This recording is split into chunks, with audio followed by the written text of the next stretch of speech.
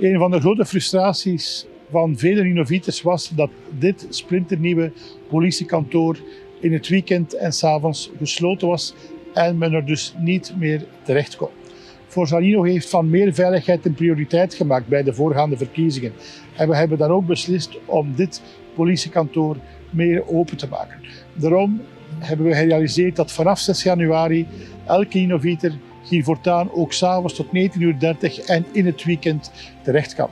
Bovendien hebben we er ook voor gezorgd dat naast de regeling op afspraak, dat Ninovieters nu ook zonder afspraak terecht kunnen op dit politiekantoor.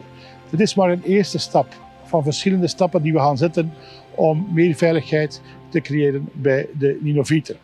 We zullen dan ook in de toekomst nog meer maatregelen nemen om de veiligheid in onze stad te verhogen en het onveiligheidsgevoel bij de burgers weg te nemen. U hoort hier de komende maanden nog meer over.